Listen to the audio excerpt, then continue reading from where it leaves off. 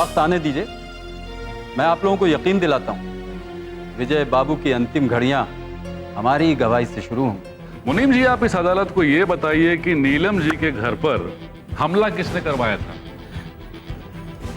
विजय बाबू। Mister Bhalla, अभी अभी आपने अदालत में बताया कि आपके पास मुनीम जी और नीलम जी की मुलाकात के कुछ चश्मदीद गवाह हैं, तो मैं चाहूंगा कि आप उन गवाहों को पेश करें। आनंद बाबू, मेरे पास ऐसे कोई गवाह नहीं है।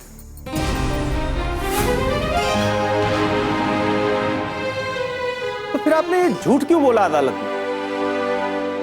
कई बार सच निकलवाने के लिए छोटे मोटे झूठ का सहारा लेना पड़ता है।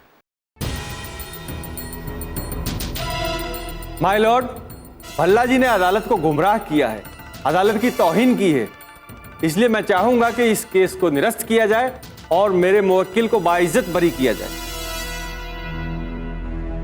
That's all my Lord.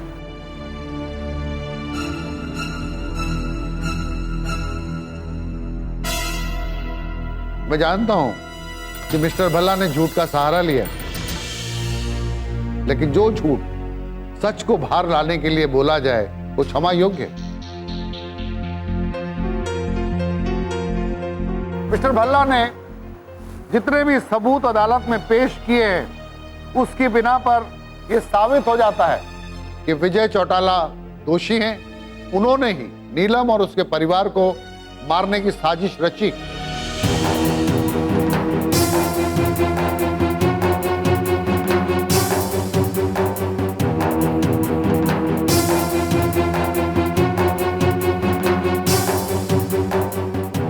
लिहाजा ये अदालत आईपीसी धारा 307 के तहत उन्हें 5 साल की सजा बामुशक्कत सुनाती है।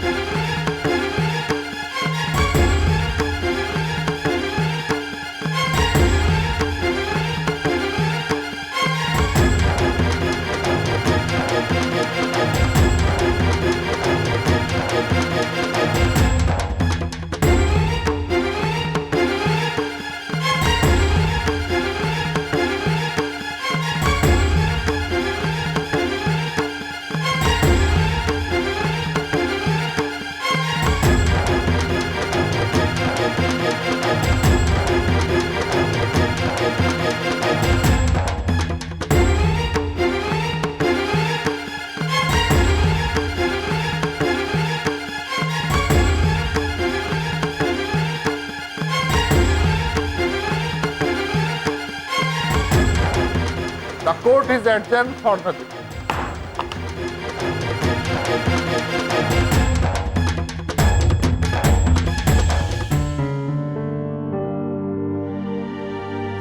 मुनीम जी, आप इस अदालत को यह बताइए कि नीलम जी के घर पर हमला किसने करवाया था? मेरा मतलब है कि आपने वो हमला किसके कहने पर करवाया था?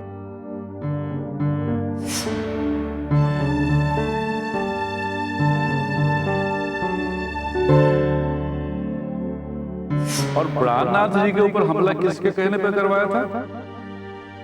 विजय बाबू।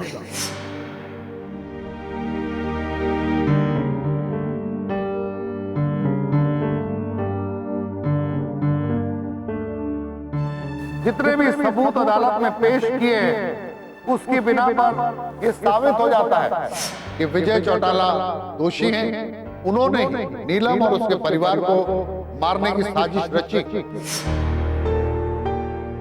लिहाजा यह अदालत आईपीसी धारा 307 के तहत उन्हें 5 साल की सजा बामुशक्कत सुनाती है।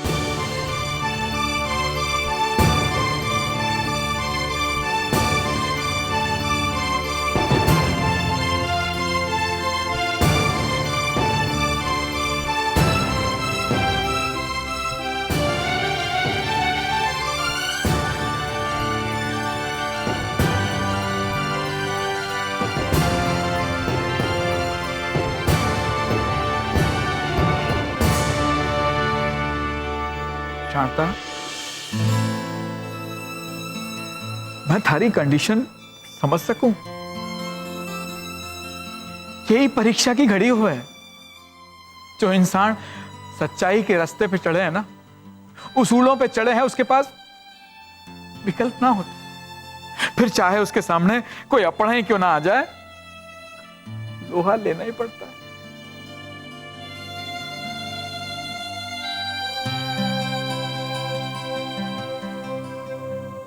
आप ठीक कह रहे हैं जेठ जी। वाकई जब कथनी को करनी में बदलने का टाइम आता है तो हाथ पैर कांपने लगते।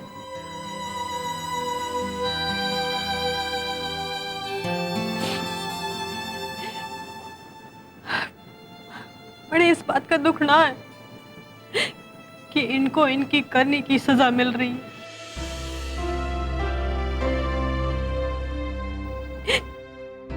दुख तो इस बात का सबका कारण बन रही है।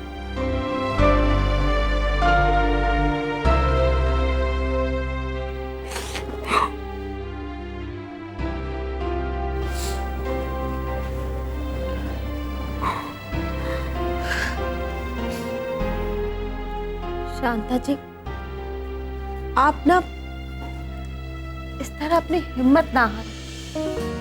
आप ना जानते कि आपने कितना बड़ा काम किया है। अरे, आपने ये जो काम किया है, ये काम पूरे समाज के सामने एक बहुत बड़ा उदाहरण पेश करेगा।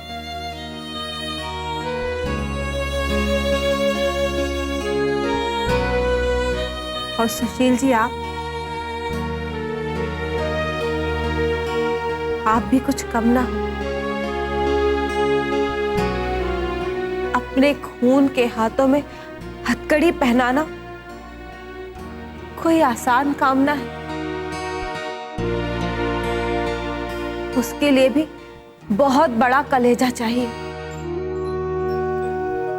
और शांता जी, आप तो कितनी बहादुर हो। हाँ, आपने ये जो उदाहरण पेश किया है ना पूरे समाज के सामने, ये एक दो ना बल्कि हजारों लाखों महिलाओं को हिम्मत देगा, उन्हें जगाएगा।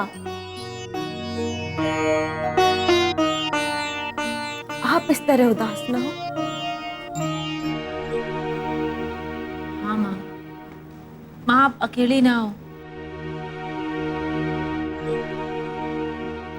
मैं भी तो आपके साथ ही हूँ। जो खोया है हम दोनों ने खोया है।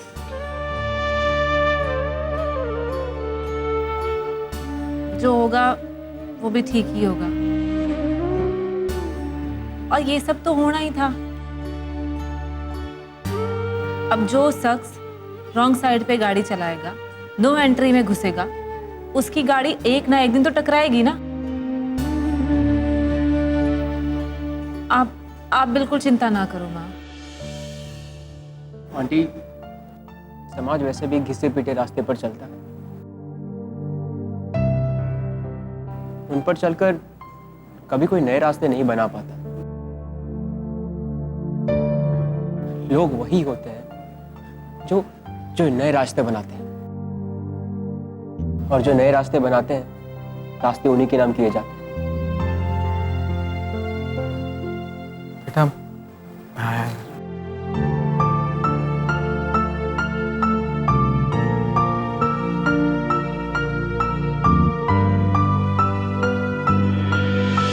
वकील साहब, मानना पड़ेगा आपके दिमाग को। जबरदस्त चाल चलिए आप, एक ही बार में चेक और मेट। एसपी साहब, आज तक मैंने अपनी लाइफ में जितने भी केसेस लड़े हैं, मेरी स्ट्रेटेजी सिर्फ एक रही है। दुश्मन को इतना रिलैक्स करो कि उसे लगे कि खतरा टल गया है, और उसके बाद जैसे ही उसकी निगाह हटी, दुर्घटना घटी। वकील साहब, मुनीम को आपने बिल्कुल सही पकड़ा। तिल वही पकड़ने चाहिए जिनमें टेढ़ की संभावना। सुशील जी, मैं पहले ही समझ गया था कि दीवार का सबसे कमजोर पत्थर यही है।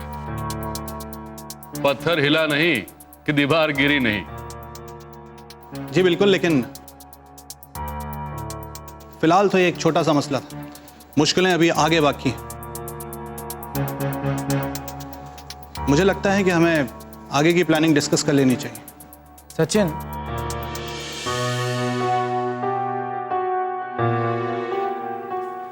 जी अंकल। बेटा ये गाड़ी की चाबी लो, बैठो, मैं आता हूँ। जी लेके जाओ।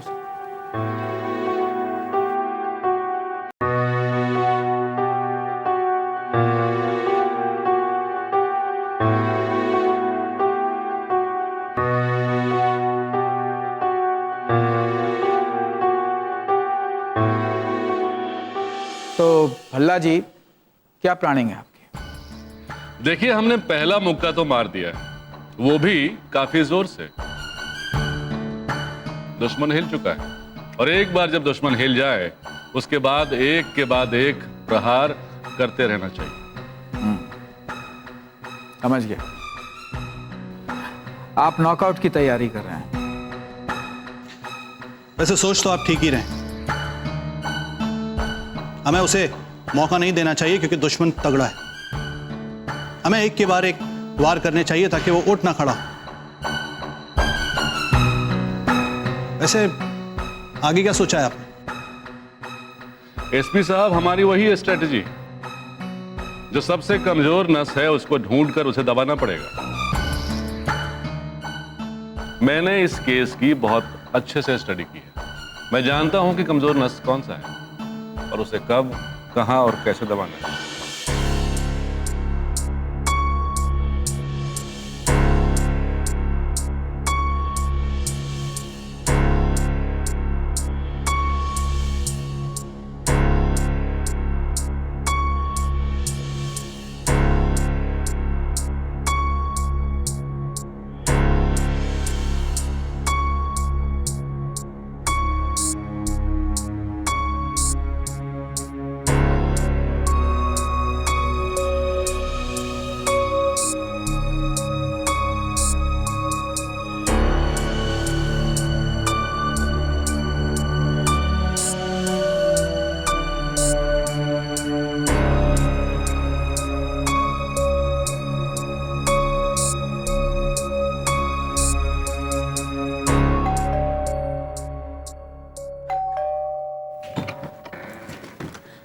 अरे आ गए आप लोग, आइए आइए। मैं कब से राह देख रही थी।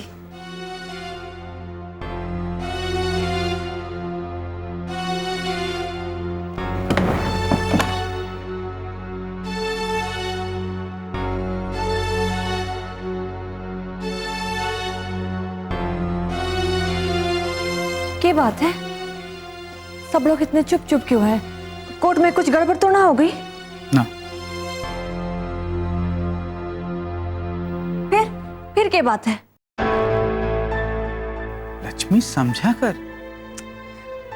शारदा, तू ठीक है? जी। तो बता, कोर्ट में क्या हुआ? बोल।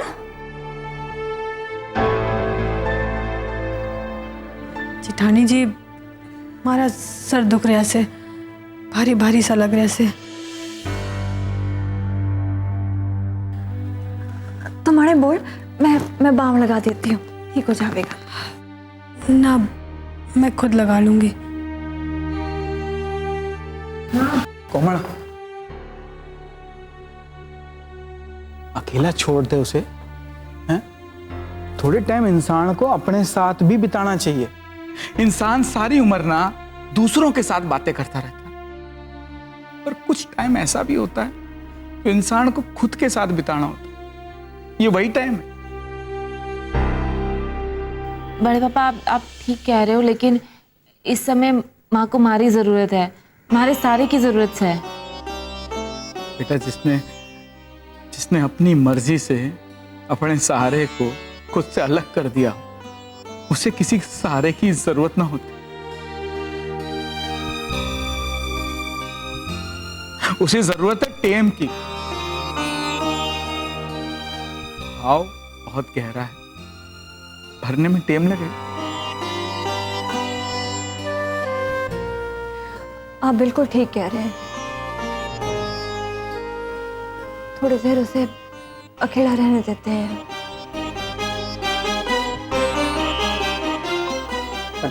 कोमल, तुम्हें जितना दिमाग खाना है तुम मेरा खाओ। थारे पास है दिमाग? कोमल, मैंने तुमसे दोस्ती की है,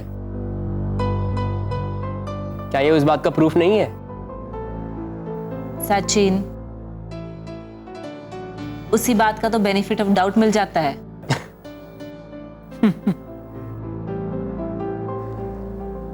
सुनो जी, अब बताओ ना क्या बात है, क्या हुआ कोर्ट में? सब ठीक हुआ है लक्ष्मी, थके में सब कुछ खिला पिलाए ने, फिर इत्मीनान से बताता हूँ ना तने। हाँ हाँ, क्यों नहीं। तुम लोग क्या खाओगे बताओ? बताओ भाई, हैं कोमल, क्या खाएगी? सचिन? कोई बात नहीं, मैं कुछ बना कर लाती हूँ।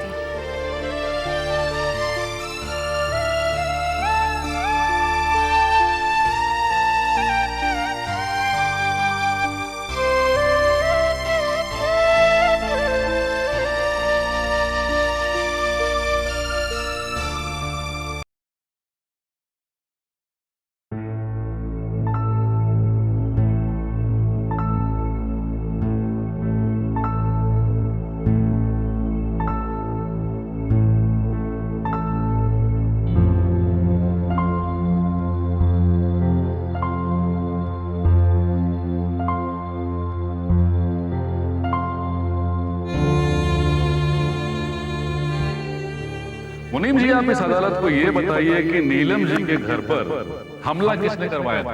मेरा मतलब है कि आपने वो हमला किसके कहने पर करवाया था? और नीलम जी के घर की जो बिजली काटी गई थी वो किसके कहने पर किया था? विजय बाबा। क्या नीलम जी ये बात सच है कि विजय चौटाला ने अपने स्वर्गीय पिताजी जगबीर चौटाला जी के साथ मिलकर न सिर्फ आपको और आपके परिवार को मारने की साजिश रची, बल्कि आपका हुक्का पानी भी बंद करवा दिया? हाँ वकील साहब, ये बात बिल्कुल सच है।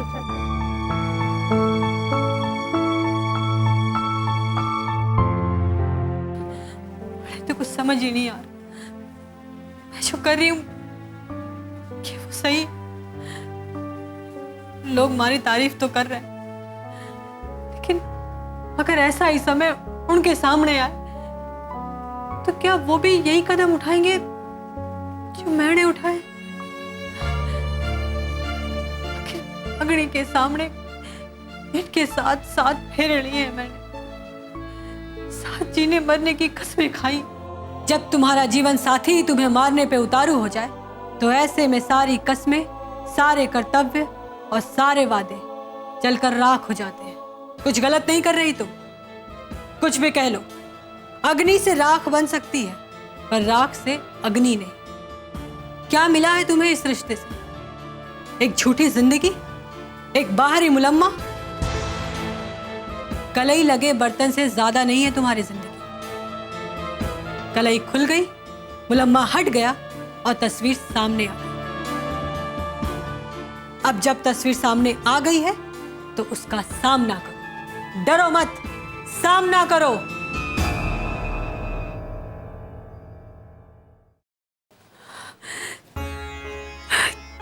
हे भगवान, ये हो रहा है? हमारा दिमाग तो शांति नहीं हो रहा। तो बस हिम्मत की बात ही कर सकते हैं। असली हिम्मत तो नीलम में है। कैसे अदालत में खड़ी होकर इतनी दृढ़ता और आत्मविश्वास के साथ सारे जवाब दिए उसने। देखते ही बनता था क्या क्या जुल्म ना हुए उस पर वो ना टूटी, ना हिम्मत हारी।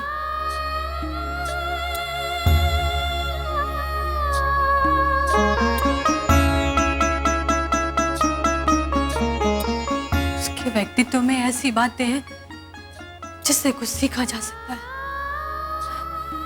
फिर सबसे जरूरी बात कि इनके गलत कामों के बारे में एक पत्नी होने के बावजूद उससे ज्यादा तो वो जानती है। मैं जरूर उससे मिलूंगी, जरूर बात करूंगी।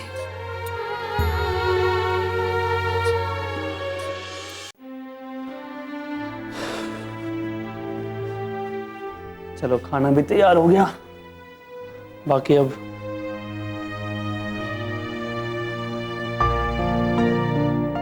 क्या हुआ नीलम, क्या सोच रही हो? ना कुछ ना, बस देखो इस समय तुम जो सोचोगी उसका असर बच्चे पर भी पड़ेगा। देखो अदालत की बातें अदालत में छोड़ दो, उनको घर में लाने से तुम्हारी सेहत भी खराब होगी और मेरी भी। अच्छा तुम्हें पता है मैंने तुम्हारे लिए आज खाने में क्या बनाया है? क्या बनाया है? पकोड़े वाली कड़ी। तुम्हें पसंद है ना? बहुत। और आप तो ना बड़ी ही स्वाद बनाते हो पकोड़े वाली कड़ी। क्योंकि ना मैं उसमें प्याज डालता ही नहीं हूँ। अच्छा तो फिर क्या डालते हो? प्यार, अपना प्यार डालता हूँ मैं उसमें।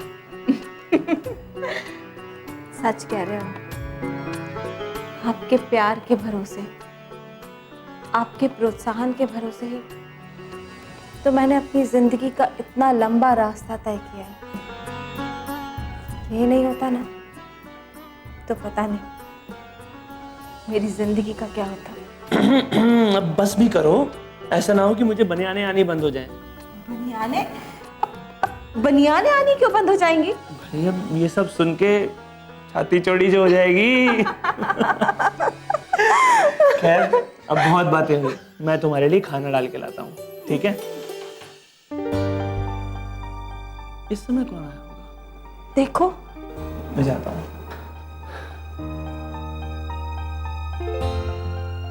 अरे शांता जी नमस्ते, आइए आइए। अरे शांता जी बैठिए।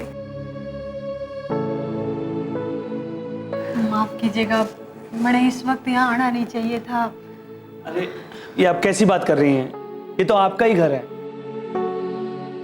अरे शांता जी मैं तो कहती हूँ कि आप ना बिल्कुल सही समय पर आई हो। अभी ना बस हम लोग खाना खाने ही जा रहे थे।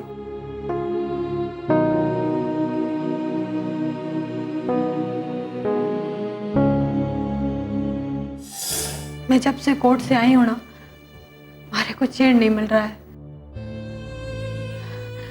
तुमने जिस बेबाकी से अपनी बात रखी है, कैसे निडर होकर तुमने वहां सब कुछ कहा, मैं तो देखते ही रह गई। आपके मुंह से बात सुन के ना हमारे मन में आपकी इज्जत ना और बढ़ गई है। क्योंकि आज जो कुछ भी कोर्ट में मैंने कहा ना, सब कुछ आपके पति के खिलाफ ही कहा था।